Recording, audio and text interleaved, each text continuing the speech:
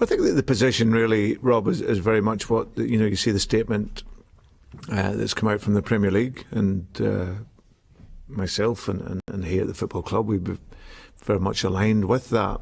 We see the sport and the competition being based around your domestic performance as opposed to anything historically.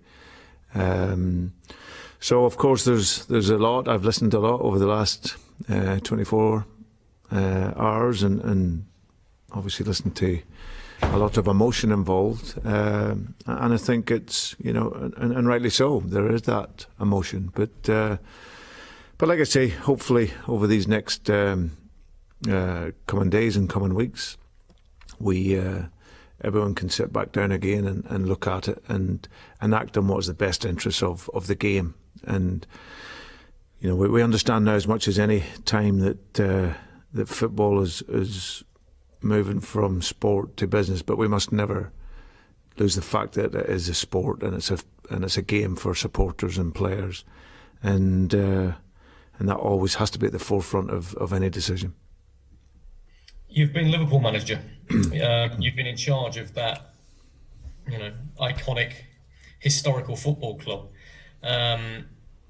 You know what that history means to the football club and its supporters. Is this an attack on that history? Yeah, but it's also for every supporter. The game is for the supporters, and it's and in turn the players.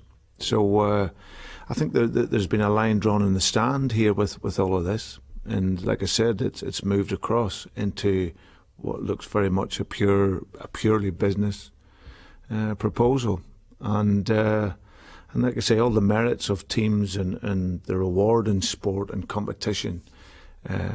It looks like from the outside that that isn't really taken into the ideas going forward. And listen, who knows? We see the evolution of the game, teams that progress and develop, and that's the beauty of this, this league. That's why it's the most watched league in world football.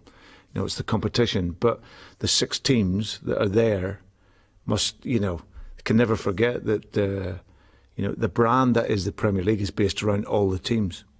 The roots of their success is also based around every other team because of the competition. The bottom team can beat the top team, and that's why you succeed. Leicester won the title in 2016. They made the top 6 last season. You're 3rd in the Premier League table right now. Do you think, ironically, Leicester's success has prompted this and accelerated this action?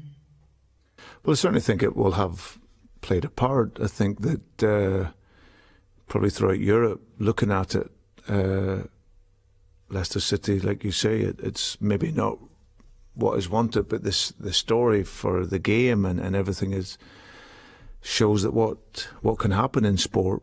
So yeah, and listen, our job, I always said when I came into here, was to disrupt the market.